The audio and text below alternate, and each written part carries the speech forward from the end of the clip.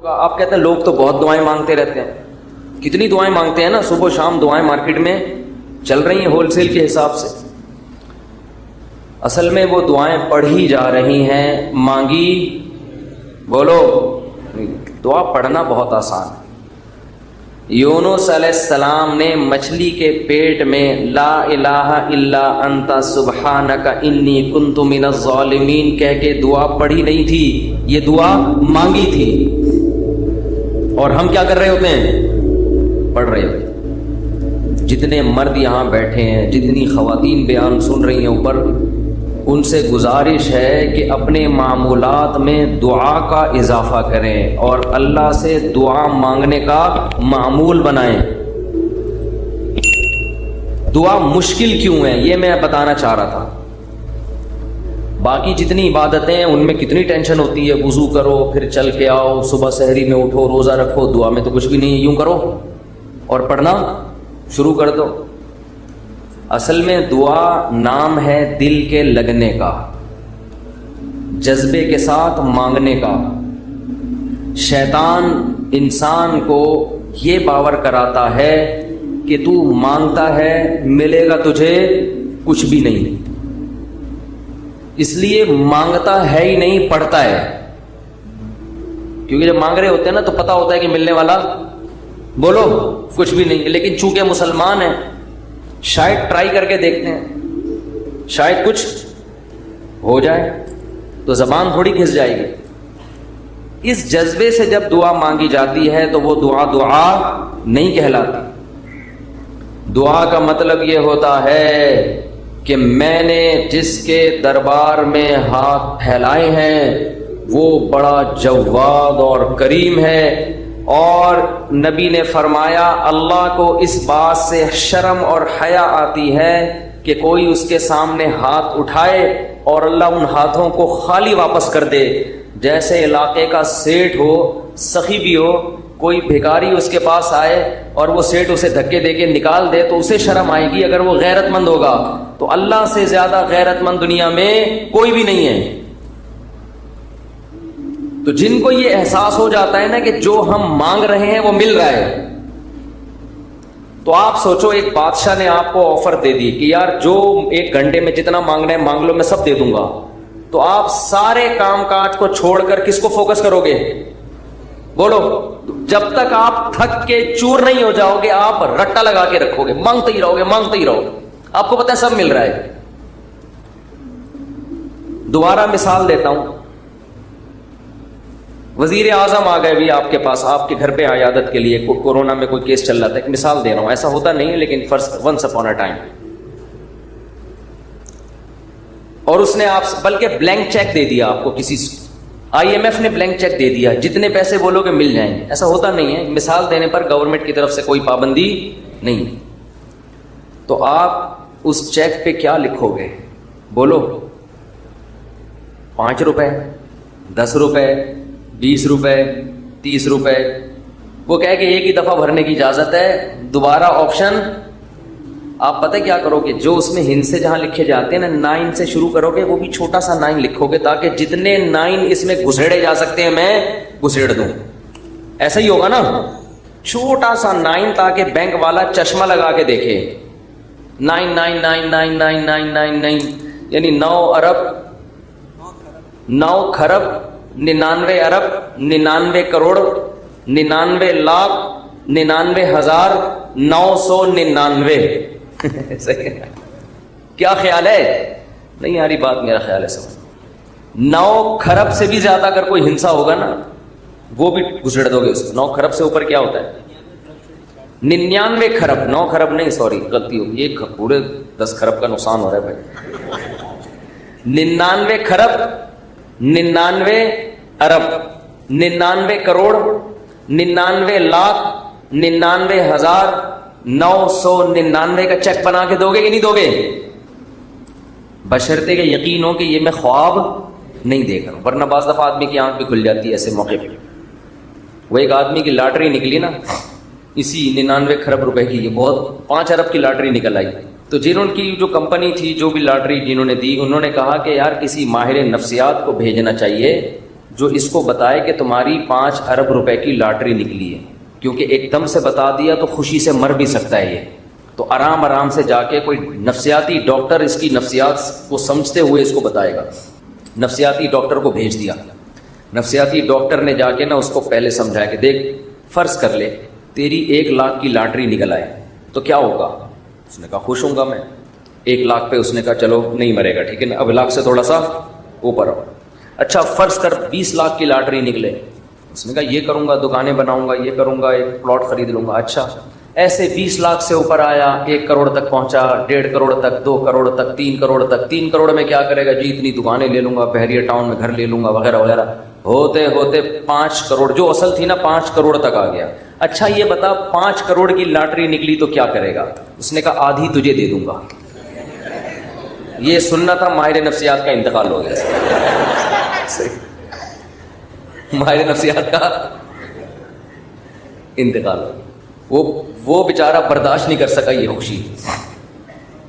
تو یہ تو میں ایک مثال دے رہا ہوں، 99 کھرب، 99 ارب، 99 کروڑ، 99 لاکھ، 99,999 اشاریہ بھی لگا دے گا آگے، 99999۔ لیکن چونکہ ایسا ہوتا نہیں ہے، IMF کبھی کسی کو ایسے بلینک چیک اس طرح سے نہیں دیتا نہیں ہے، اس لیے ہم یہ سب ہنسی مذاق کی باتیں سمجھی جاتی ہیں۔ لیکن اللہ کا معاملہ ایسا ہے کہ اللہ نے ہم سب کو بلینک چیک بولو دے دی ہے، یہ بلینک چیک پکڑا دیا ہمارے ہاتھ میں، جو لکھنا ہے اس میں لکھ دو، میرے دربار میں پیش کر دو، میں دوں گا، جو مانگو گے بولو بھائی دوں۔ اب جس کو اس پر یقین ہے نا، اس کو جتنا وہ دعا کو فوکس کرتا ہے اتنا کسی اور عبادت کو فوکس نہیں۔ وہ باقی عبادت کرتا بھی اس لیے کہ عبادت کر کے دعا مانگوں گا تو زیادہ قبول ہوگی، عبادت میں دعائیں زیادہ قبول ہوتی ہیں نا۔ تو یہ شیطان نے دماغ میں یہ ڈال دیا ہے کہ اللہ سنتا ہے دعائیں مگر قبول نہیں کرتا، اور اللہ کہتا ہے میں کرتا ہوں قبول، لیکن جس طرح تو چاہ رہا ہے اس طرح نہیں کروں گا میں قبول۔ اس طرح کرنا اگر شروع کر دی تو اللہ کا معاملہ ہمیشہ غیب پر ہے۔ یخشون ربہم بالغیب، جو اللہ سے ڈرتے ہیں بغیر دیکھے، جو اللہ پہ ایمان لاتے ہیں بغیر دیکھے، جنہوں نے جنت پہ یقین کیا بغیر دیکھے، جو جہنم سے ڈرتے ہیں بغیر دیکھے، جنہوں نے عذاب نہیں دیکھا، کیونکہ دیکھ لیں گے تو آزمائش ختم، پھر تو سارے نیک بن جائیں گے، سارے نیک۔ تو اللہ کہتے ہیں بھی مانگو نظر نہیں آئے گا، تو عقل مند لوگ گڑ گڑا کے اللہ سے مانگتے ہیں۔ اور یاد رکھو دعا میں تکبر کبھی مت کرو، تکبر نہیں کرو دعا میں۔ تکبر کیا ہے کہ اللہ کے سامنے روتے ہوئے شرم آ رہی ہے، یہ بہت بڑا تکبر ہے۔ دیکھو کسی دنیا دار سیٹھ کے سامنے انسان کو روتے ہوئے بھیک مانگتے ہوئے شرم آ جائے، یہ غیرت کا تقاضا ہے۔ لوگ کہتے ہیں نا اتنی سی حاجت پہ تو رو کیوں رہا ہے، کہتے ہیں نا لوگ، ارے آپ نے جا کے کسی سے 1,00,000 روپے قرضہ مانگا اور آنکھوں سے آنسو نکل گئے تو ٹھیک ہے وہ ترس کھا کے آپ کو 1,00,000 روپے دے دے گا، مگر اس کی نظر میں آپ کی عزت بڑھے گی یا کم ہو جائے گی؟ کم ہو گیا۔ 1,00,000 کے پیچھے کیا کر رہا ہے؟ ابے یار ایک تو بولتے نہیں ہو نا، پھر مجھے تب چڑھتی ہے۔ 1,00,000 کے پیچھے آنسو نکال رہا ہے، یہی کہے گا نا ابے میرے سامنے آ کے رویا تھا، ابے تو کل بعد میں تانا بھی دے گا۔ تو دعا میں اللہ کے سامنے گڑ گڑاتے ہوئے عار محسوس نہ کیا کرو۔ ایک ٹیکنیکل فالٹ لوگوں میں دیکھتا ہوں، میں جب دعا مانگتے ہیں تو منہ پہ یوں کر لیتے ہیں، یوں کر چھپا دیتے ہیں منہ اپنا، پتہ نہیں لوگوں سے شرم آ رہی ہے آپ کو، کیا ہو رہا ہے؟ انسان کے سامنے آنسو بہانا بے عزتی کی بات ہے، استغنا کے خلاف۔ اپنی حاجت لوگوں کے سامنے بیان بولو نہ کی جائے۔ اگر آپ نے کر دی، آپ کسی کے سامنے رو دیے، اس کی نظر میں آپ کی عزت کیا ہو جائے گی؟ کم۔ مت رو، اپنے آنسو چھپاؤ لوگوں کے سامنے۔ ہمارے حضرت فرمایا کرتے تھے اپنی بیماریاں بھی چھپاؤ۔ کوئی بیماری ہے کس کے بیان کرو، بولو۔ لوگوں کا نہ گیت گاؤں، میرے یہ مسئلہ، میرے یہ مسئلہ، میرے گردے میں مسئلہ، میرے پھیپڑے میں مسئلہ، میرے گلے۔ کسی کے سامنے بیٹھ جاؤ نا آج، اپنے دکھ ایسے بیان کرے گا لپٹ کے رونے کا دل کرتا ہے اس سے، ایسے، حالانکہ فٹ فاٹ ہوگا، میرے ساتھ یہ مسئلہ، میرے ساتھ یہ مسئلہ، میرے ساتھ یہ مسئلہ۔ ابے بھائی تیرے ساتھ کوئی اچھا کام بھی قدرت نے کیا ہے؟ حضرت حکیم الامہ مولانا اشرف علی تھانوی رحمہ اللہ تعالیٰ کو حضرت ڈاکٹر عبدالحی صاحب رحمہ اللہ نے خط لکھا، مسئلے لکھے نا حضرت، یہ مسئلہ، یہ ٹینشن، یہ پریشانی، یہ پریشانی، آپ دعا فرمائیں. تو انہوں نے لکھا افسوس ساری ناشکری کی باتیں لکھی ہیں، شکر کا ایک جملہ بھی بولو نہیں. پہلے شیخ اس طرح کے ہوتے تھے کہ آپ کے اندر جو فالٹ ہے نا اس کی اصلاح کرتے تھے. اب بھی ہوتے ہیں، بہت سے لوگ اچھے ہیں، لیکن بہت سے ڈرامے بازی بھی آ گئی ہے اس میں. آج ایک آدمی نے مجھے بتایا کہ اچھا بھلا ایک رشتہ ہو رہا تھا میرا، تو لڑکی کے ابا جو ہیں ان کے کوئی شیخ، ان کے کوئی بزرگ ہیں. ان لڑکی کے ابا نے بزرگ سے پوچھا کہ میری بیٹی کے لیے فلاں کا رشتہ آیا ہے. بزرگ نے استخارہ نکال کے منع کر دیا. یہ بھی ایک مبالغہ ہے، غلو ہے. اپنے بچوں کی شادی میں اپنے شیخ سے پوچھنے کی آپ کو ضرورت. دیکھو شیخ پیر و مرشد کا مطلب کیا ہوتا ہے، وہ آپ کو اللہ سکھائے، آپ کو دین کی باتیں سکھائے، آپ اس سے شریعت سیکھو، اللہ سے تعلق سیکھو. شادی بھی اپنی مرضی سے کرو. آپ ہر چیز میں شیخ سے پوچھا جا رہا ہے. تو بھائی وہ آپ کے گھر کے حالات آپ سے زیادہ نہیں جانتا. باپ جتنا اچھا بیٹی کے لیے فیصلہ کر سکتا ہے، ماں جتنا اچھا فیصلہ کر سکتی ہے، پیر و مرشد نہیں کر سکتا. پتہ نہیں کیا بنا لیا لوگوں نے پیر و مرشد کو. اپنی شادی بھی پیر صاحب جہاں کہیں گے وہاں ہوں گی، بچے کی شادی بھی پیر صاحب. وہ بھائی پیر ہے، یہ تمہارا باپ ہے، یہ خدا ہے. یہ پیر صاحب اللہ سیکھنے کے لیے ان کو بولے بس اللہ سکھائیں، ٹھیک ہے نا. اس کے علاوہ مجھ سے لوگ آ کے، بہت سے عقیدت مند لوگ ہیں، مجھ سے آ کے پوچھ رہے ہوتے ہیں میری بچی کا یہ مسئلہ وہاں کر دوں. میں کہتا نہ میں آپ کی بچی کو جانتا ہوں، نہ میں اس کمبخت کو جانتا ہوں معذرت کے ساتھ جس سے آپ کی بچی کی شادی. میں کہاں مشورہ دوں گا، خود فیصلہ کرو بھائی. تو اتنا زیادہ اپنے گھروں میں یہ جو پیر و مرشد ٹائپ کی چیزیں ہیں، جو اور ایک نمبر پیر ہوگا نا وہ یہی مشورہ دے گا، کہے گا بھائی اللہ سیکھو، مجھے کیا پتا کہ آپ نے کہاں شادی کرنی ہے کہاں نہیں کرنی ہے. تو آپ کا گھریلو معاملہ ہے. طلاقیں دے رہے ہیں پیر سے پوچھ کے. طلاقیں کس سے پوچھ کے دے رہے ہیں؟ پیر و مرشد سے پوچھ کے. تو کہاں سے کہاں بات چلی جاتی ہے. تو میں یہ عرض کر رہا تھا، دیکھو مخلوق کے سامنے رونا، رو لیتا ہے انسان، کبھی پریشان ہوتا ہے تو رو لیتا ہے. ہر ایک میں توکل برداشت ایک جیسی نہیں ہوتی، لیکن اللہ کو مخلوق کے سامنے رونا پسند بولو نہیں. میری عادت ہے، میں اپنے بھی کچھ معمولات کبھی کبھار بتا دیتا ہوں. کبھی اللہ نہ کرے کوئی بیماری آئے، اللہ نہ کرے، تو میں کبھی دعا کی درخواست بھی مسجد میں اعلان نہیں کرواتا. جیسے 8-10 سال پہلے مجھے ملیریا ہو گیا تھا، کافی رمضان میں ہوا، کافی بیمار. اور ملیریا بھی اپنی حماقتوں سے ہوا، احتیاط نہیں کی اور ہو گیا تو بھی ٹیسٹ نہیں کرایا. فنٹر گیری چل رہی تھی اس وقت، تھوڑی انسان ذرا اور ینگ ہوتا ہے تو فنٹر کی پناہ اس میں زیادہ ہوتا ہے. ٹیسٹ کروا لیتا، ٹائم پہ علاج ہو جاتا تو مسئلہ نہیں بنتا. بخار ہوا، اتر رہا ہے، چڑھ رہا ہے بخار، فنٹر گیری میں ہی ہم زندگی گزار رہے ہیں. وہ بہت ہی خطرناک ہو گیا. یہاں مؤذن، میں مارکیٹ سے شارٹ ہو گیا. 10-12 سال پرانی بات ہے. مارکیٹ سے جب بھی کوئی چیز شارٹ ہوتی ہے جو ہر وقت اویلیبل ہو تو لوگوں کو ٹینشن ہوتی ہے. مؤذن صاحب نے یہ اعلان کر دیا امام صاحب کی طبیعت بہت خراب ہے، تمام حضرات سے دعاؤں کی درخواست. میں نے مؤذن صاحب کی کھچائی کی. میں نے کہا میں نے آپ کو کہا ہے کہ آپ پبلک کو بتائیں کہ امام صاحب کی طبیعت خراب ہے. کیا ضرورت ہے شور مچانے؟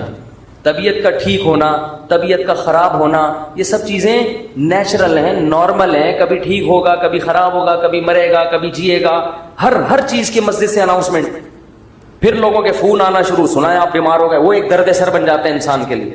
صرف ان لوگوں کو انسان بتا دے، اپنے چند بزرگوں کو جن سے اسپیشلی دعا کی درخواست کی جا سکتی ہے. بھائی طبیعت خراب ہے، آپ سے کہہ رہا ہوں کہ آپ میرے لیے دعا کریں. شور مچانے کی، لوگوں میں پبلش کرنے کی اس کو کی ضرورت نہیں ہے. یہ اللہ کو پسند نہیں ہے یہ عادتیں. آج اب دیکھو آبادی بڑھ رہی ہے نا.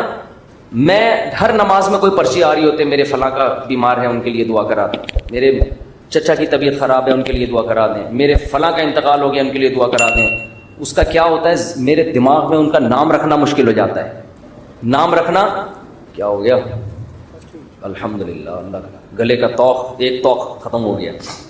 تو ایک دن ایسا ہوا، فجر کے بعد پرچی، ظہر کے بعد پرچی. اب میں پوری نماز میں بندے کا نام دماغ میں رکھا ہوا ہے کہ وسیم سجاد جو حلیم کی دیکھ والے ہیں ان کی طبیعت سیٹنگ چل رہی، نماز کے بعد دعا کرانے، کیونکہ نہیں کرو پھر لوگ ناراض ہوتے ہیں. آپ کو بولا تھا ان کے لیے دعا کراؤ، یا تو پرچی وہاں لے جا کے رکھ دیں نا، زبانی میں اور ٹینشن.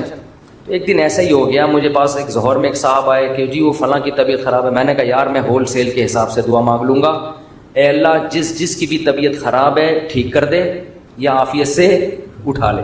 یہ تو نہیں میں نے کہا خیر ٹھیک کر دے اس کو.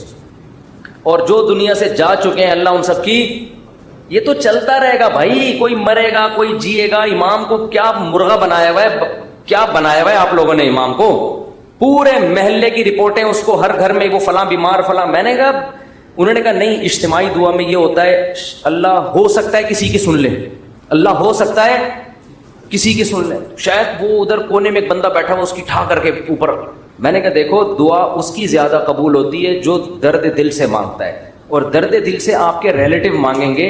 کسی کو کیا پتا کہ سجاد حلیم والا کون ہے, وسیم کباڑ والا کون ہے, سلیم گولے گنڈے والا کون ہے, اور شریف پنچر والا کون ہے, کسی کو کیا پتا یار. جب اس طرح دعائیں مانگیں گے لوگ کہیں گے اللہ ہے وہ ٹھیک کر دے, تیری مرضی, نہیں بھی کر تو کوئی اتنی بڑی ٹینشن والی بات نہیں ہے.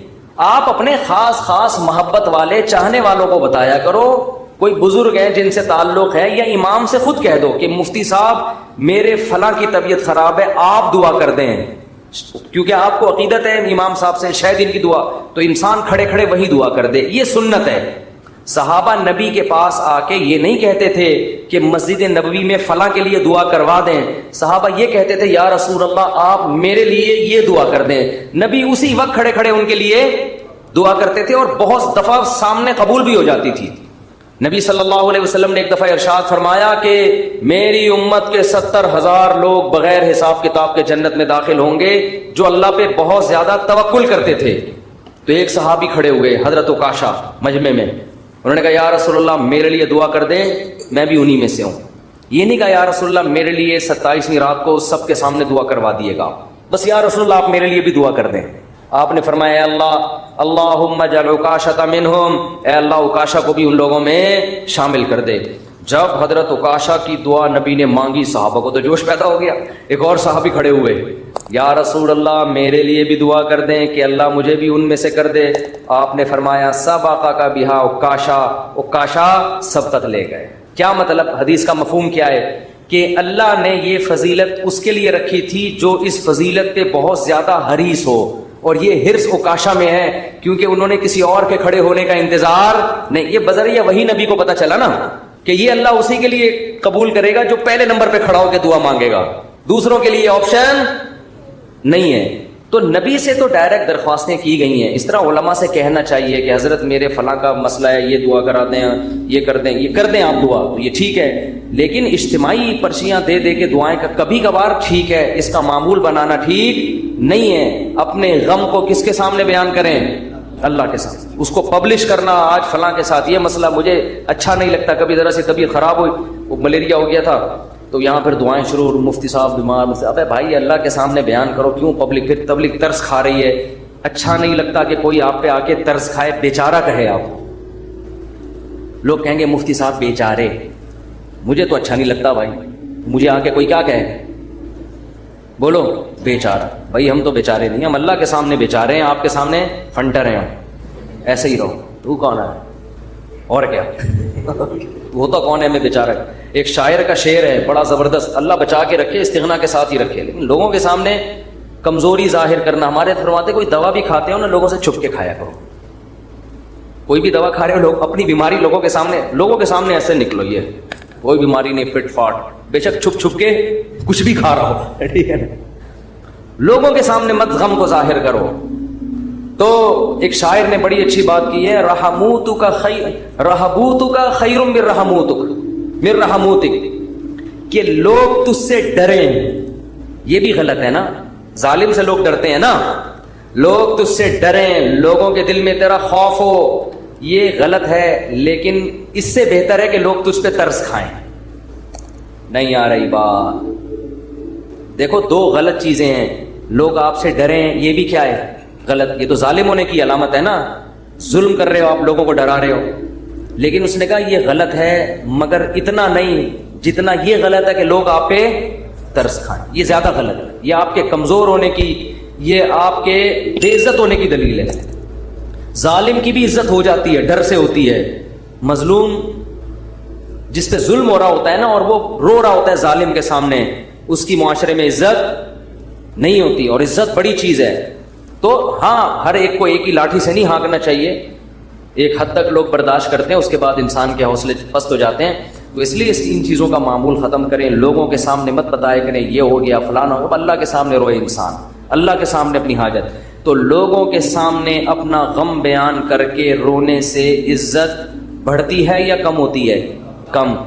اللہ کے سامنے رونے سے، اپنا غم بیان کرنے سے عزت کم نہیں ہوتی، بلکہ اللہ کی نظر میں عزت بڑھ جاتی ہے. ہمارا معاملہ الٹا ہے، پبلک کے سامنے روتے ہیں اور اللہ کے سامنے روتے ہوئے ہمیں شرم آتی ہے. میں نے دیکھا لوگ دعا میں منہ پہ ہاتھ رکھ لیتے ہیں، اگر ان کو کبھی رونا بھی آ رہا ہو، بھائی کھلے عام رو، کوئی مسئلہ نہیں ہے، یہ اللہ کے سامنے رو رہے ہو. ہاں لوگوں کو دکھانے کے لیے مت رو. آج کل ٹیلی ویژن میں اس قسم کی چیزیں بھی موجود ہیں، پروگرام چل رہے ہوتے ہیں رونے کے، اشتہار لگے ہوتے ہیں ہمارے ہاں، رو رو کے دعائیں مانگی جائیں گی. آدمی حیران ہوتا ہے، تم نے پہلے سے اشتہار لگا دیا اور بالفرض تمہیں رونا نہیں آیا تو پبلک کہے گی تم نے اعلان تو یہ کیا تھا رو رو کے دعائیں مانگی جائیں گی، کم بخت رو کیوں نہیں رہا ہے؟ تو یہ ناٹک اور یہ ڈرامے اللہ کو پسند نہیں ہے. اور کمال کی بات یہ ہے کہ ہمارے نبی نے فرمایا اللہ سے رو کے دعا مانگو، رونا نہ آئے تو ٹینشن کی بات نہیں ہے، رونے والی صورت بنا لو، انداز رونے والا ہو، اسٹائل رونے والا ہو، جیسے بھکاری مانگ رہے ہوتے ہیں. دیکھو رونا نہ آئے اور انداز رونے والا بنا لے، یہ رونے سے بھی زیادہ بہتر ہے، کیونکہ اللہ کہتا ہے کہ اس کے بس میں جو ہے وہ اس نے چھوڑا نہیں ہے. کیونکہ جب رونا آتا ہے تو دعا میں دل لگتا ہے، رونا نہیں آتا تو دعا میں دل نہیں لگتا، پھر بھی انسان مانگتا ہے. یہ ادا اللہ کو زیادہ پسند ہے. بہت مشکل ہے بات سمجھانا. بہت آج کل لوگ کہتے ہیں نا عبادت میں دل ہی نہیں لگ رہا. ارے عبادت میں دل لگے گا تو وہ تو مزہ آئے گا نا عبادت میں. کمال تو جب ہے جب دل نہ لگے پھر بھی کرو عبادت، پھر بھی عبادت کرے انسان. تو اللہ کے سامنے روتے ہوئے شرم محسوس بولو نہیں کرتا. ایک حدیث بیان کر کے بس بیان کو ختم کرتا ہوں. نبی صلی اللہ علیہ وسلم نے ارشاد فرمایا کہ اللہ بندے کی دعا اس وقت تک قبول کرتے رہتے ہیں جب تک وہ دعائیں کر کر کے تھک کے یہ نہیں کہتا کہ میں دعا مانگتا ہوں مگر قبول نہیں ہوتی. عجیب حدیث ہے. دیکھو بندہ یہ کیوں کہہ رہا ہے کہ میں دعا مانگ رہا ہوں قبول نہیں ہو رہی؟ اس لیے کہ اسے لگ رہا ہے نا کہ جو مانگ رہا ہوں وہ مل نہیں رہا، تبھی تو کہہ رہا ہے. لیکن نبی کہتے ہیں جب تک یہ الفاظ نہیں کہے تھے نا اس سے پہلے ساری قبول ہو رہی تھی، ساری قبول ہو رہی تھی. جب یہ کہا تو اب اللہ قبول کرنا بند. اس سے صاف پتہ چل گیا کہ آپ کو جو لگتا ہے نا کہ قبول نہیں ہو رہی وہ بھی حقیقت میں ہو رہی ہیں، وہ ہو رہی ہیں قبول. آپ یہ ہم بیوقوف ہیں جو ہم سمجھ رہے ہیں کہ نہیں ہو رہی. کس طرح سے ہو رہی ہیں یہ کس پہ چھوڑ دو؟ اللہ. تو اپنے گھروں میں دعاؤں کا معمول بنائیں. اگر اس رمضان میں ہم صرف دعا کرنا ہی سیکھ لیں تو میں سمجھتا ہوں کہ یہ رمضان ہمیں بہت کچھ دے کر جا رہا ہے. اور حضرت حکیم الامہ فرمایا کرتے تھے جن کو گناہوں کی عادت نہیں چھوٹ رہی نا تو وہ بھی اللہ سے دعاؤں میں مانگ لیا کریں کہ اللہ مجھے یہ عادت چھڑوا دے. تعلق ختم نہ کریں اللہ سے، لنک ختم نہ. اللہ کو وہ لوگ پسند نہیں ہیں جو اللہ سے تعلق ختم کر دے. لنگڑا لولا تعلق ہو، گناہوں کے بعد توبہ والا تعلق رکھو، لیکن رکھو، تعلق ختم نہیں ہونا چاہیے. کیونکہ یاد رکھو جیسے ہم اکیلے پیدا ہوئے قبر میں بھی اکیلے ہی ہوں گے، اس وقت اللہ کے سوا کوئی بھی نہیں ہوگا. تو جس نے دنیا میں اللہ سے جتنی دوستی لگا لی قبر میں یہ دوستی کام آئے گی، اور جس نے دنیا میں اللہ سے لا نہیں لگائی، اللہ کو یاد نہیں رکھا، بیوی بچوں کے بکھیڑوں میں، دوستوں کے بکھیڑوں میں، رشتہ داروں کے بکھیڑوں میں پڑا رہا، پیسوں کے بکھیڑوں میں، تو قبر میں ان میں سے کوئی بھی کام نہیں آئے گا. قبر کی تنہائی اللہ کی یاد دور کرتی ہے. قرآن کی تلاوت، ذکر، اذکار، یہ قبر کی میں روشنی کا ذریعہ بنے گی. اور اگر اللہ سے دل میں وحشت ہے، نہ مانگنے کی عادت ڈالی، یہاں مانگو گے تو وہاں بھی قبول ہوگی. اور نبی صلی اللہ علیہ وسلم نے فرمایا کہ تنگی کی حالت ہو یا خوشی کی حالت ہو، دونوں حالتوں میں اللہ سے مانگنا ہے. پریشانیوں میں اللہ سب کو یاد آتا ہے، خوشیوں میں اللہ یاد آنا مشکل. جب پریشانی ہوتی ہے نا تو ہندو بھی اللہ سے دعائیں مانگ رہے ہیں. کورونا پھیلا ہوا ہے، وہ بھی آ کے مسلمانوں سے کہہ رہے ہیں اللہ سے مانگو. بھائی ہماری دادی اللہ مغفرت فرمائے بتایا کرتی تھی، اور بھی میں نے یہاں ایک بزرگ تھے ان سے بھی سنا کہ جب ہندوستان میں قحط پڑتا تھا تو ہندو مسلمانوں سے آ کے کہتے تھے اللہ سے دعا مانگو یہ قحط دور ہو جائے. تو جب سخت مصیبت آتی ہے، میں نے ایک دفعہ جہاز میں سفر کر رہا تھا تو کراچی سے ہم پتہ نہیں اسلام آباد یا لاہور، تو کیا ہوا ہے جہاز میں اکثر لبرل قسم کے لوگ بیٹھے ہوتے ہیں، اکثر، زیادہ تر نہیں، اکثر، جو اللہ کو ذرا کم ہی یاد کرتے ہیں. ذرا ماڈرن قسم کے لوگ ہوتے ہیں نا جہاز میں، پیسہ ہوتا ہے تو ورنہ وہ ٹرین سے، نیک آدمی ہوتا تو ٹرین سے جا رہا ہوتا نا. یا بس سے جا رہا ہوتا بیچارہ, چھت پہ بیٹھ کے جا رہا ہوتا. پیسہ آتا ہے تو دین اکثر چلا جاتا. تو اکثر جہاز میں دیکھا ہے لبرل, ایئرپورٹ پہ ہی اسٹائل پتہ چل جاتا ہے. تو ہم جا رہے ہیں, ہمیں کراچی سے جہاز چلا ہے, راستے میں کہیں موسم خراب, تو ہلکے پھلکے 2-3 جھٹکے آئے جہاز کو. میں نے تو لیپ ٹاپ نکالا, وصیت کو اپڈیٹ کر دیا نا. ٹھیک ہے, تو میرے پاس ہر وقت وصیت نامہ رہتا ہے, کوئی بھی ایسی بات ہے بھائی اپڈیٹ کیا یا کرنے کا ارادہ کیا, ابھی پوری بات مجھے یاد نہیں ہے, لیکن میں اکثر ایسا کر دیتا ہوں کہ جب کوئی ایسا خطرہ ہوتا ہے فون پہ بتا دیتا ہوں. جہاز میں تو فون کر نہیں سکتے. ایک دفعہ ہم مکہ سے مدینہ جا رہے تھے, عربی ڈرائیور تھا, اس نے جو بھگائی ہے گاڑی, ٹیکسی لی تھی کرائے پر, تو میں نے گھر باقاعدہ فون کر کے 2-3 وصیت نامے اسی وقت لکھوائے. میں نے کہا مجھے یقین نہیں ہے کہ میں مدینہ پہنچ پاؤں گا. اس نے نمبر پلیٹ پہ کالا کپڑا لگا دیا تاکہ کیمرے میں, اور وہ جو بھگائی ہے اس نے, اور وہ جو راستے میں روکنے کے لیے آ رہی ہوتی ہے ان کو بھی اڑاتا ہوا نکل گیا. وہ جب نمبر ہی ٹریس نہیں ہو رہا اس کا, تو ایسے بھی ہوتا ہے بعض دفعہ. تو جہاز میں پہلا جھٹکا آیا, کوئی بھی اللہ کو یاد نہیں کرتا. ارے ایئر ہوسٹس نے بتایا کوئی نارمل تھوڑا سا سیٹ بیلٹ باندھ لیں, وہ جو ٹھش پش اس نے کرنی تھی کر دی. 2-3 دفعہ ٹھش پش کر کے وہ نکل گئی. آگے گئے ہیں تھوڑا اور, پھر اور او بھائی, پھر جو جہاز نے ہچکولے کھانا شروع کیے, اب طبیعتیں خراب ہونا, وہ جو اوپر سے چیزیں گرنا شروع ہو گئی نا. مجھے جنید جمشید یاد آیا. میں نے کہا اللہ بچا لے تو زیادہ خوشی ہوگی, بچ جائیں تو باقی تیرے ہاتھ میں. مانگنی تو اللہ سے عافیت چاہیے نا, اللہ زندگی دے دے, ہم تو محتاج ہیں نا. اللہ کے سامنے فنٹر گیری اچھی نہیں. اللہ تیری مرضی, مارنے مار دے, میں موت سے تھوڑی ڈرتا. یہ بھی بعض لوگ کر رہے ہو, میں موت سے ڈرتا ورتا نہیں ہوں. یہ نہیں اللہ کو پسند ہے. اللہ پیسہ دینا دے, نہیں دینا نہیں دے. ہمارے نبی کے گھر میں 40 دن چولہا نہیں جلتا تھا, میرے گھر میں اگر 80 دن نہ جلے تو کیا ہو گیا. اللہ کو تو محتاج ہی پسند ہے بھائی, گڑ گڑاؤ, مانگو اس سے. تو میں نے بھی دعا مانگی, اللہ اس مصیبت سے ہمیں نجات دے دے. لیکن ویسے ایک آپ کو بات بتاؤں, جہاز کی موت ہوتی بہت آسان ہے, اس میں زیادہ ٹینشن لینے کی ضرورت نہیں ہے. کیونکہ ٹرین سے آدمی ٹکراتا ہے نا, پتہ نہیں کون سی کدھر سے جا کے کٹے, کون سا سر پچ کے. بس میں جائے ٹانگ پھنس گئی کھڑکی میں, بہت بھیانک موت ہے. جہاز میں ایسی موت ہوتی, میں نے تو جہازوں کے انجینئر سے بھی دوستی ہے, پائلٹوں سے بھی. وہ کہتے ہیں جہاز میں آپ بیٹھے ہوئے ہیں, فوراً پہنچ گئے دوسرے جہان میں. وہ جو تھوڑی میں تھوڑا ہل رہا ہے اس کا تو خطرہ ہوتا ہے کہ یہ ہو کیا رہا ہے ہمارے ساتھ, لیکن جب ٹکراتا ہے نا, اللہ نہ کرے, تو یا جیسے ہی اس کی اسپیڈ کم ہوئی یا کسی سے ٹکرایا تو ہماری کھوپڑی ہمارے تن سے فوراً سے پہلے جیسے سر قلم کر دیا کسی کا, تو ایک دم مر جاتا ہے. اس لیے زیادہ ٹینشن نہ لیا کریں. تو اب وہ جب ہلنا شروع ہوا تو شروع میں تو لوگ انجوائے کر رہے ہیں بھائی, کوئی اخبار پڑھ رہا ہے, کوئی کیا کر رہا ہے, کوئی ویڈیو گیم کھیل رہا ہے, کوئی فلم دیکھ رہا ہے, جو بھی موبائل پہ لگے ہوئے ہیں. جب زیادہ ہلنا شروع ہوا ہے نا, تو اللہ اللہ کی آوازیں آنا شروع. میں نے کہا اب دیکھو یہ انسان کتنا نالائق. اللہ نے اتنے جھٹکے دیے, اب بول اللہ نہیں, ابھی تک نہیں. اخبار, پب جی, یہ سب چیزیں چل رہی ہیں. وہ جب چیزیں گرنا, وہ ایئر ہوسٹس وہ جو پانی وانی لے کر آتی ہے نا, وہ بھی دھڑام سے ادھر کو نیچے. جب اتنی حالت ہوئی ہے, وہ ایئر ہوسٹس بولے ایکچولی کچھ بھی نہیں. لوگوں کو پتا ہے کہ ان کو تو یہ سکھا کے بھیجا جاتا ہے کہ کچھ بھی ہو جائے آپ نے بولنا ہے کہ کچھ نہیں ہوا, کیونکہ ان کو تو تنخواہ اس چیز کی مل رہی ہے نا. کیونکہ اب اگر کچھ ہو یا نہ ہو, آپ کے چیخنے سے ہونے والا کچھ بھی نہیں ہے. تو یہ جہاز کے عملے کو سکھایا جاتا ہے کہ چاہے تباہ بھی ہو جائے نا, کچھ بھی ہو جائے, آپ نے یہی بولنا ہے کہ ٹینشن لینے کا نہیں ہے. وہ 50-50 کی طرح بالکل, کہ وہ کمنٹری کر رہا ہے, سلیم اللہ بہت اچھا کھیل رہا ہے, بہت اچھا کھیل رہا ہے. لوگ کہہ رہے ہیں بھائی یہ کہاں کھیل رہا ہے ہاکی میں, کہہ رہے ہیں بہت, میں تو یہ بولوں گا یہ بہت اچھا کھیل رہا ہے. جو آڈینس بیٹھے ہوئے تھے تماشائی, انہوں نے کہا ہم جا رہے ہیں. اس نے کہا جہنم میں جاؤ تم لوگ, لیکن یہ بہت اچھا کھیل رہا ہے. پھر پیچھے دکھایا کہ اس کے کسی نے بندوق رکھی ہوئی ہے, یہاں پہ بندوق رکھی ہوئی. تو ایئر ہوسٹس نے تو یہی بولنا ہے کہ نارمل ہے, کچھ بھی نہیں. اس کو ٹریننگ دی جاتی ہے اس کی, کیونکہ اگر لوگ چیخیں گے چلائیں گے تو پہلے ہی جہاز تباہ ہونے کا خطرہ ہے نا, پائلٹ پہ کو ٹینشن دیں گے لے جا کے. تو اب کیا ہے کہ جی وہ جب 2 گھنٹے میں زیادہ ہی ہو گیا, اب چیزیں گرنا شروع ہو گئی, تو پھر سب کو اللہ یاد آنا شروع. پھر لا الہ الا اللہ, پھر لا الہ, ختم نبوت کا عقیدہ زندہ ہو. کوئی بھروسہ نہیں تھا, تحفظ ختم نبوت کے نعرے لگنا شروع ہو جائے. مجھے بڑی برے تو میں نے کہا دیکھو انسان کتنا کمزور ہے, 2 منٹ لگتے ہیں اس کی ہوا نکلنے میں.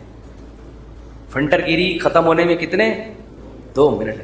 ورنہ کیسے 3 پیس سوٹ ٹائی میں ایسا فنٹر بن کے بیٹھا ہے. تھوڑی دیر پہلے کوئی مولوی اس کو آ کے بولتا ہے کبھی اللہ کا نام بھی لے لیا کرے گا, دفعہ یہاں سے, تم لوگ کو اللہ اللہ کے علاوہ کچھ آتا ہی نہیں ہے. گورا دیکھو کہاں پہنچ گیا, چاند پہ, چاند سے بس تھوڑا سا نیچے سے وہ چھلانگے لگا رہا ہے, ٹھیک ہے نا. اور تم کیا اللہ اللہ صبح تسبیح پڑھا کرو, شام کو لا الہ الا اللہ پڑھا کرو, کیا ہے تم لوگوں نے.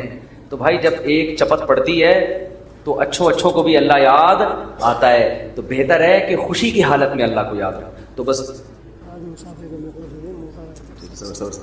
تو خوشی میں اللہ کو یاد رکھو گے. حدیث میں آتا ہے کہ غم میں اللہ تمہیں یاد رکھے. کر رہا تھا کہ دین سیکھنا کس سے پڑے گا میرے بھائی؟ علماء سے سیکھنا پڑے گا. اگر وہ غلط ہیں تو صحیح بھی انہی میں ہی ہوں گے.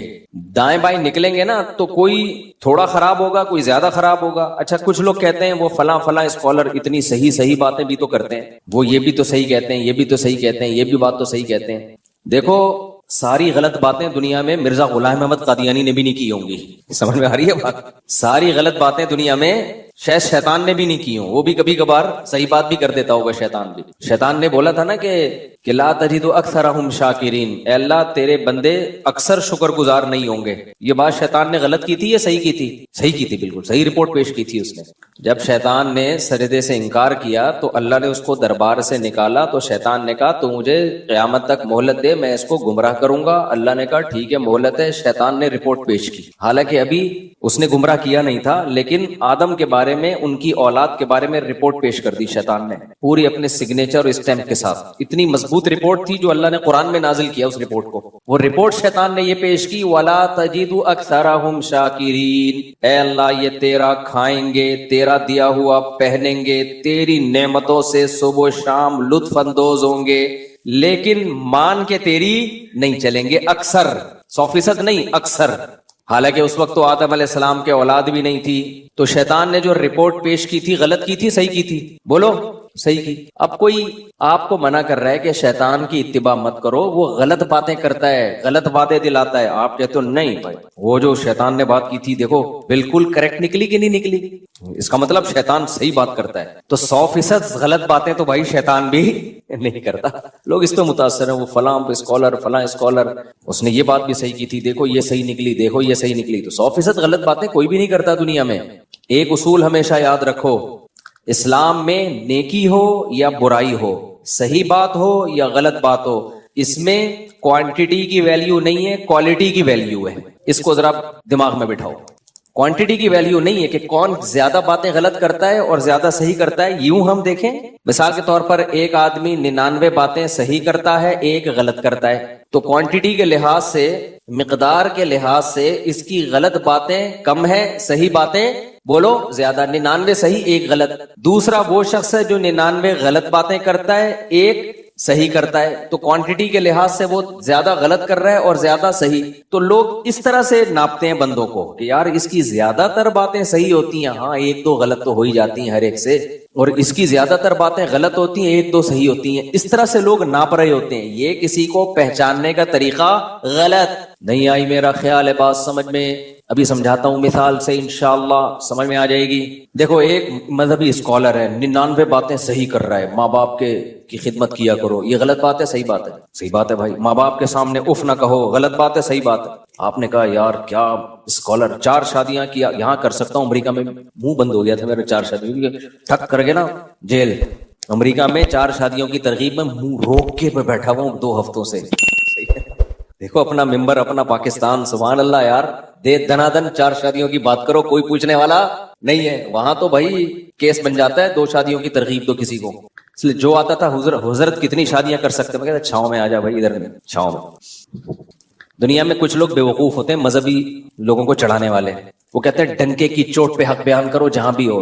دنیا میں اس سے بڑا بے وقوف کوئی پیدا ہوا ہی نہیں ہے جو موقع بے موقع ہر بات پارسل کر دیتا ہو.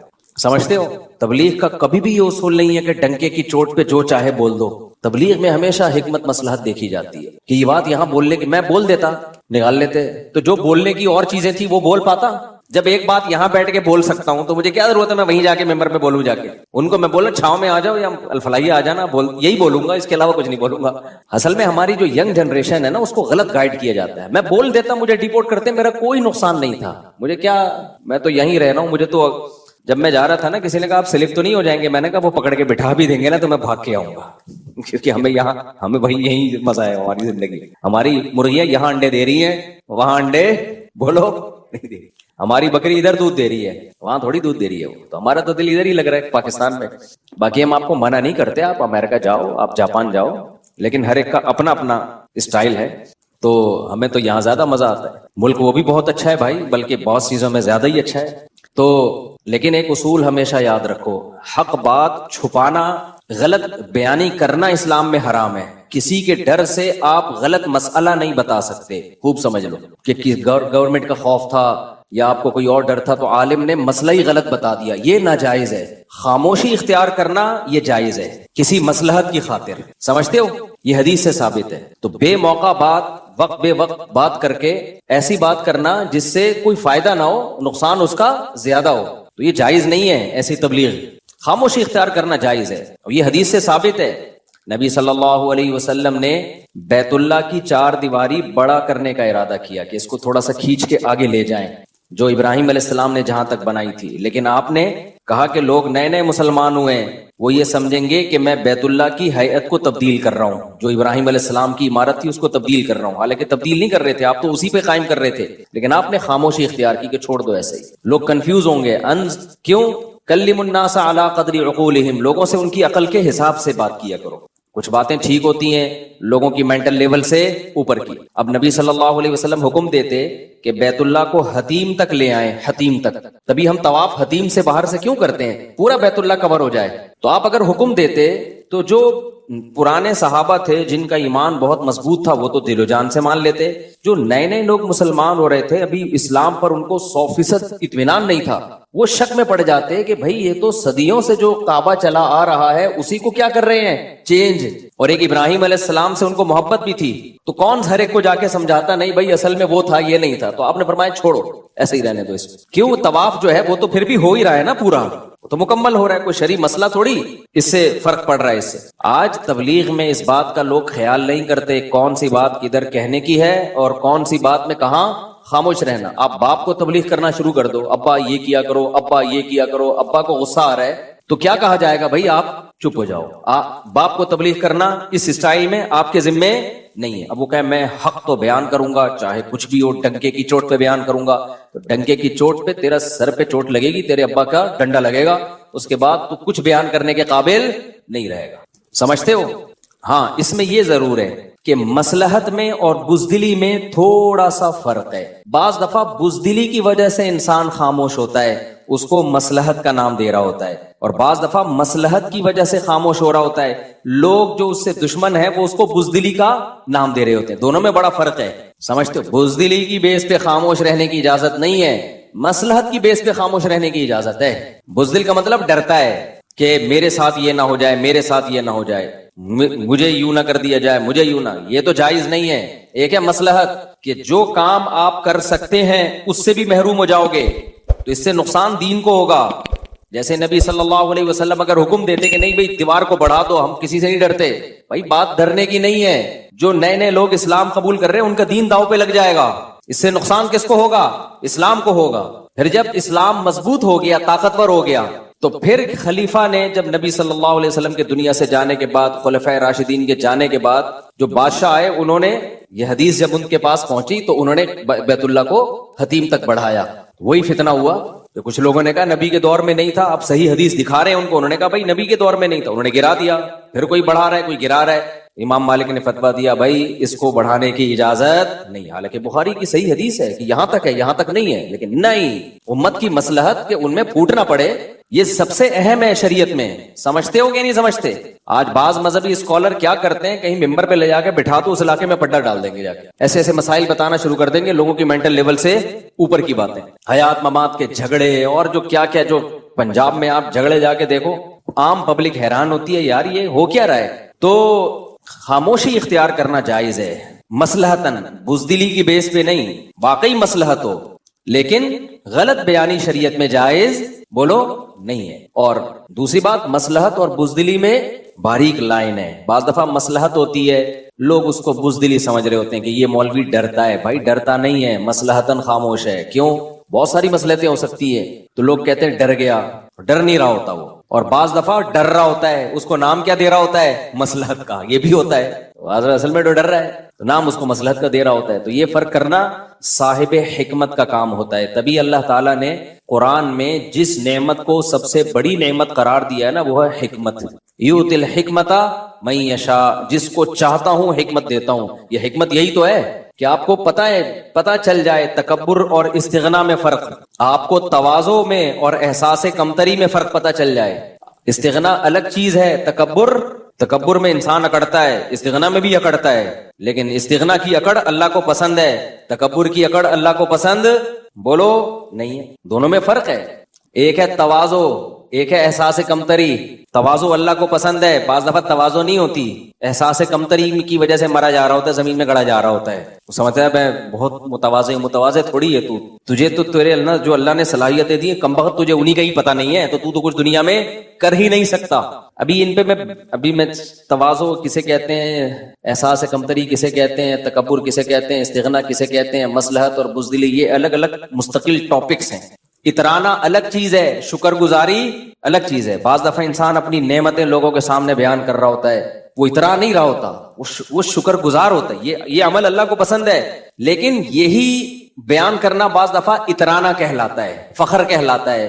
یہ اللہ کو پسند نہیں ہے. تو صاحب حکمت بتائے گا کہ کس کا عمل تکبر اترانا ہے اور کس کا عمل شکر گزاری ہے. ہمارے حضرت مفتی رشید احمد صاحب جب آ کے بیٹھتے مجلس میں, تو جو آدمی ان کے مزاج سے واقف نہیں تھا نا, وہ جب اپنی تعریفیں کرتے تو نیا آدمی سمجھتا ان کے اندر تو بڑے اترا رہے ہیں, بھائی میرے اندر یہ خوبی, میرے اندر یہ خوبی, مجھے اللہ نے یہ دیا, تو وہ سمجھتے ہیں شو مار رہے ہیں. ہم چونکہ ان کی صحبت میں رہ چکے تھے, ہمیں پتا تھا شو نہیں مار رہے ہیں, ان کے مزاج میں شو ہے ہی نہیں. ان کے مزاج میں اللہ نے شکر گزاری کا جذبہ دیا ہے. نہیں آ رہی, یہ زیادہ پیچیدہ ہو گیا, پھر دوبارہ آ رہا ہوں واپس, زیادہ گاڑا ہو گیا میرا خیال ہے بیان. تو یہ ہر چیز میں نا ایک الگ الگ ٹاپک ہے یہ. تو خیر میں جو مثال دے رہا تھا کہ ایک آدمی بیان کر رہا ہے 99 چیزیں غلط, ایک چیز صحیح, تو کوانٹٹی کے لحاظ سے غلط باتیں زیادہ ہیں, صحیح باتیں کم ہیں. دوسرا بیان کر رہا ہے 99 صحیح ایک غلط, تو لوگ دیکھتے ہیں یار 99 باتیں تو صحیح کر رہے ہیں نا, چلو ایک غلط کر رہا ہے کوئی بات نہیں. بھائی یہ کسی کو جانچنے کا طریقہ بولو نہیں ہے. اسلام میں کوانٹٹی سے زیادہ ویلیو کس کی ہے, کوالٹی کی. اس کی دلیل کیا ہے؟ قیامت کے دن اعمال, گناہ اور نیکیاں گنی جائیں گی یا تولی جائیں گی؟ بولو بھائی, جو زیادہ نیکیاں لایا ہے جنت میں جائے, ایسا ہونا چاہیے, کیا خیال ہے؟ جو کم نیکیاں لایا ہے جہنم میں جائے؟ نا نا نا نا نا, اللہ نے کہا نہیں, زیادہ اور کم کی تو میں نے بات ہی نہیں کی ہے. یہ جو زیادہ لے کر آئے گا 99 نیکیاں اور ایک گناہ لایا, تو 99 نیکیاں ہیں, چل بھائی جا جنت میں, ایک گناہ ہے تو چل بخش دیا. اور جو لایا 99 گناہ اور ایک نیکی, اس کو کہاں جانا چاہیے؟ بلکہ 51 نا. بھائی اللہ میاں یوں فرما دیتے کہ جو زیادہ نیکیاں لائے گا وہ جنت میں, جو زیادہ برائیاں لائے گا وہ کہاں؟ جہنم میں. یہ معیار ہونا چاہیے تھا نا.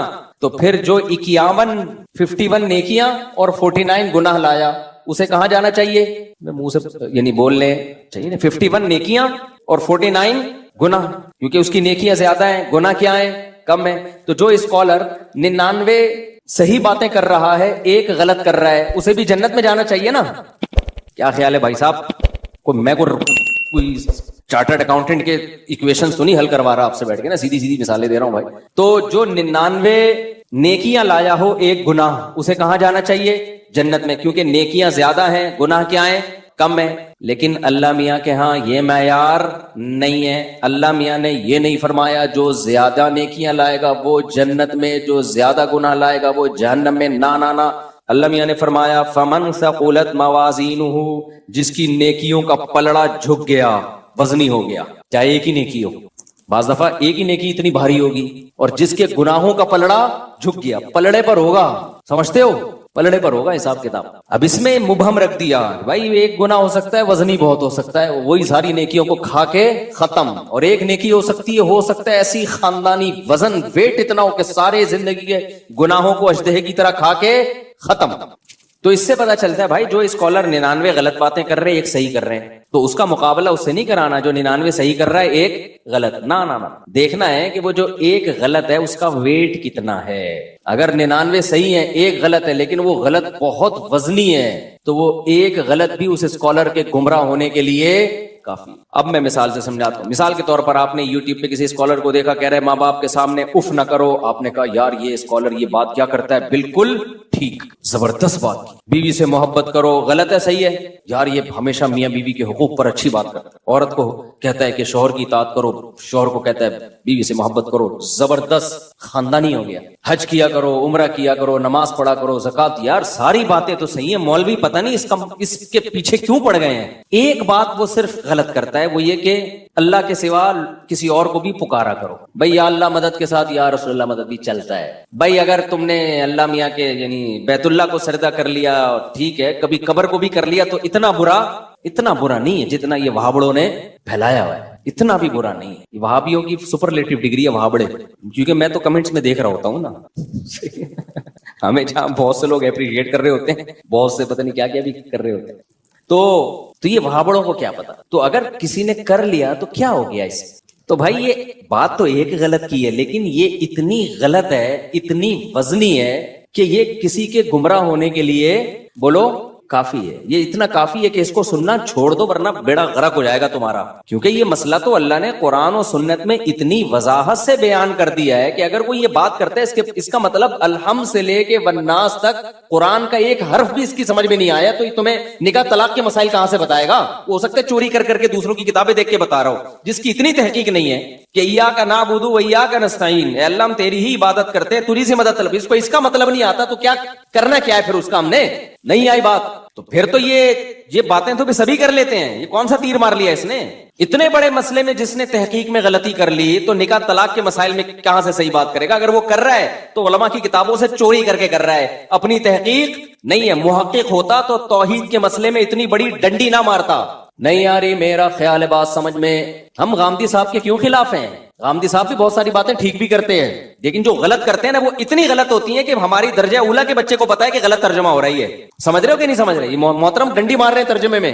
حضرت عیسیٰ کی حیات کا انکار کہ حضرت عیسیٰ آسمانوں پہ زندہ ہیں، یہ غلطی ایک ہے، اس کا وزن بہت زیادہ ہے، کیونکہ آپ سارے صحابہ کو، تابعین، تبع تابعین، چاروں ائمہ، محدثین، فقہا سب کو سمجھ رہے، ان کو قرآن و سنت کا پتہ تھا ہی نہیں، اب ہمیں پتہ چلا ہے قرآن و سنت کیا ہے۔ یہ غلطی ایک ہے لیکن یہ آپ کی علمی حیثیت کو 2% کی اس نے نہیں چھوڑا، آپ کو یہ بتا دیا کہ آپ کی تحقیق 2% کی بھی نہیں ہے، کچھ بھی نہیں آتا آپ کو۔ باقی جو صحیح باتیں آپ کر رہے ہیں وہ تو سارے کر رہے ہیں تو آپ بھی کر لو، ٹھیک ہے، کیا کون سا آپ نے کوئی تیر مار لیا اس میں؟ نہیں آ رہی میرا خیال ہے بات۔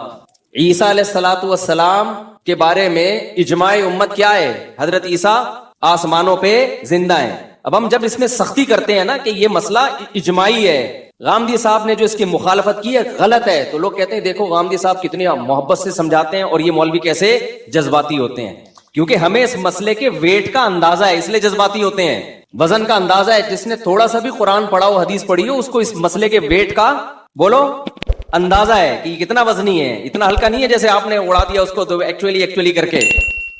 نہیں آئی میرا خیال ہے بات؟ یہ تو اجماعی عقیدہ ہے بھائی، اور قرآن کہہ رہے جو اجماع امت کے خلاف چلے گا نولیہ ما تولا، جہاں جا رہے ہیں ہم جانے دیں گے اس کو۔ یہ بڑی سخت دھمکی ہے، پھر اس کی کوئی لگام نہیں ہوگی، بے لگام اونٹ کی طرح چلتا رہے گا پھر وہ۔ اتنا غلط ترجمہ، اتنا توڑا موڑا ہے آیت کو۔ اب جن کو نہیں آتا ترجمہ وہ تو کہیں گے کہ یار تحقیق ہے، جنہوں نے پڑھا ہوا ہے وہ کہیں گے بھائی آپ چھوٹی غلطی کر لیتے یار، رفع الیدین کے مسئلے میں کر لیتے، زور سے آمین آہستہ آمین، یہ جھگڑے چل رہے ہیں ہمیشہ سے، کر لیتے۔ اتنے بڑے مسئلے میں آپ نے اتنا بڑا بلنڈر مارا، جیسے انجینئر علی مرزا نے آیت کا ترجمہ غلط کیا نا، خلا والی آیت کا۔ پوری امت کا اجماع ایک طرف ہے اور آپ نے کہہ دیا عورت کو بھی عدالت سے ڈیورس کا حق ہے جس طرح مرد کو طلاق دینے کا حق ہے۔ تو یہ چھوٹا مسئلہ نہیں ہے، جو انجینئر سے جو غلطی ہوئی ہے نا، یہ ویٹ کیا ہے؟ یہ بہت وزنی ویٹ ہے۔ آپ نے جو غلطی کی ہے وہ کام کیا جو یہود و نصارہ میں بھی نہیں تھا۔ آسمانی مذاہب میں ہمیشہ سے نکاح ختم کرنے کا اختیار مرد کے پاس ہوتا ہے، ہمیشہ سے۔ یہ تو اب سیکولر لبرل حکومتوں نے آ کے عورت کو اختیارات دیے ہیں۔ تو یہ مسئلہ ایک ہے لیکن یہ آپ کی علمی شخصیت کو 2% کا نہیں چھوڑتا۔ اس سے پتہ چلتا ہے آپ کی علم کی حیثیت 2% کی نہیں ہے، پتہ ہی نہیں آپ کو قرآن و سنت میں لکھا ہوا کیا ہے، تو آپ باقی مسائل میں جو پیچیدہ ہیں ان میں کیا تحقیق کرو گے؟ تو بعض دفعہ مسئلہ ایک ہوتا ہے، وزن اس کا بولو بہت ہیوی ہوتا ہے، یہ جو کہتے ہیں نا انجینئر صاحب نے 20ویں دفعہ یہ دعویٰ کیا ہے کہ عورت کو بھی ڈیورس کا حق ہے، یعنی خلا کے ذریعے جس طرح مرد کو حق ہے. یہ لطیفہ ہے، یہ لطیفہ جس کو تھوڑا سا قرآن و سنت کا علم ہے. اتنا بڑا بلنڈر یار، پورا خاندانی نظام کی ایسی کی تیسی، اور آپ کو نہ بخاری کا پتا، نہ مسلم کا پتا، نہ اجماع امت کا پتا. تحقیق تو کر لیتے. تو اتنے بڑے بڑے بلنڈر ہوتے ہیں جس سے پتا چلتا ہے بھائی آپ جن مسئلوں پہ تحقیق پیش کر رہے ہو نا، وہ تحقیق بھی کیا ہو جاتی ہے؟ مشکوک، کہ وہی ہوگی پھر جو یہاں کیا ہے. تو اگر کوئی اسکالر 99 باتیں ٹھیک کر رہا ہے، ایک بات غلط کرتا ہے کہ قبر کو سردہ بھی جائز ہے، بھائی یہ بات تو ایک ہی ہے. پھر یہ نہیں کہہ سکتے اتنی صحیح باتوں میں اگر ایک غلط ہو گئی، بھائی وہ غلط، وہ یہ ایسے ہی ہے جیسے کوئی محقق ڈاکٹر ہو، 99 باتیں صحیح کر رہا ہو کہ جب سر میں درد ہوا کرے تو 2 گولی پیناڈول کھا لیا کرو. آپ نے کہا ویل ڈن، سارے ڈاکٹر یہ کہہ رہے ہیں یار تحقیق ہے اس بندے کی. بھائی اگر زکام ہوا کرے تو جو شاندہ پی لیا کرو. واہ واہ واہ یار، زبردست ریسرچ ہے. اور پھر حوالے بھی دے رہا ہو، یہ تو فلاں کتاب میں لکھا ہے، فلاں کتاب میں. ایک دن آگے لمبی پھینک دی کہ جب آپ کو زکام ہوا کرے نا، گلا خراب ہوا کرے تو املی کا اچار سرکہ ڈال کے کھایا کرو. آئی بات سمجھ؟ وزن کم کرنا ہو تو کولڈ ڈرنک پیا کرو. وزن کم کرنا ہو، شوگر فری نہیں، یہ والی جو عام کولڈ ڈرنک ہے، یہ دنادن آلو کے چپس کھایا کرو اور کولڈ ڈرنک پیا کرو. اور جتنا زیادہ وزنی ہوگے اتنے پاورفل ہوگے. غلطی تو ایک ہے میرے بھائی، لیکن ڈاکٹروں کی نظر میں اس ڈاکٹر کی 2 ٹکے کی ویلیو رہے گی نہیں اس غلطی کے بعد. کہیں گے پھینکو ایک نمبر کا. بھائی اس کو تو کچھ بھی نہیں پتا یار. عوام تو کہہ رہی ہوگی تحقیق لایا ہے. بھائی کیا لایا ہے؟ اب تک ڈاکٹر منجن بیچ رہے تھے، کولڈ ڈرنک والوں سے دشمنی تھی، اصل میں اپنا منجن بیچنا تھا. ویٹ کم کرنا ہے اور کیٹو ڈائٹ اور فلانی ڈائٹ اور یہ ڈائٹ اور لو کارب. اصل میں ڈاکٹروں کا منجن اس نے دکان بند کر دی نا. ہم خام خامے کھانے سے اتنی لذتوں سے ہمیں پراٹھے کھا رہے تھے مفتی صاحب کے بیان سن کے، وہ ساری چیزوں سے ڈاکٹروں نے محروم کر دیا. یہ بندہ ہے حق پرست. تو عوام تو کہے گی، لیکن ڈاکٹروں کی نظر میں اس ڈاکٹر کی ویلیو 2 ٹکے کی بھی نہیں رہے. جو 99 صحیح باتیں ہیں نا، ڈاکٹر کہیں گے یہ بھی لگتا ہے اس کی نہیں ہے، یہ ہماری کتابیں چوری کر کر کے مارکیٹ میں لایا ہے، یہ اپنی نہیں ہے کوئی تحقیق. کیونکہ تحقیق ہوتی تو اتنی بڑا بلنڈر تو نہ مارتا یار. لوگوں کو موٹا کر رہا ہے کہ لمبائی چوڑائی برابر ہو جائے. آپ گردن کا پتہ ہی نہیں چلے گئی کہاں. جب زیادہ بڑھتا ہے نا ویٹ تو پتہ ہی نہیں چل رہا ہوتا گردن ہے بھی کہ یا کیا رکھا ہوا ہے. یہ بہت زیادہ جب بڑھ جاتا ہے اور وہ کہہ رہے کہ اور کھاؤ اور ان ڈاکٹروں کی باتوں میں مت آؤ. بھائی غلطی تو ایک ہے، لیکن یہ ایک غلطی آپ کی ساری تحقیق پر اعتماد، یہ وہ غلطی نہیں جو ابو حنیفہ یا امام شافعی سے ہوا کرتی ہے، جو اجتہادی غلطی ہے. تو بھائی اس کا مطلب آپ کو پتہ ہی نہیں ہے. تو کچھ مسائل اجماعی ہیں، قرآن و سنت نے 2 اور 2 4 کی طرح بیان کر دیا ہے. توحید کا مسئلہ قرآن میں مبہم نہیں ہے، 2 اور 2 بولو 4 کی طرح ہے. عالم الغیب صرف اللہ کی ذات ہے، اللہ کے علاوہ نہ عطائی علم کسی کے پاس کلی، نہ ذاتی علم.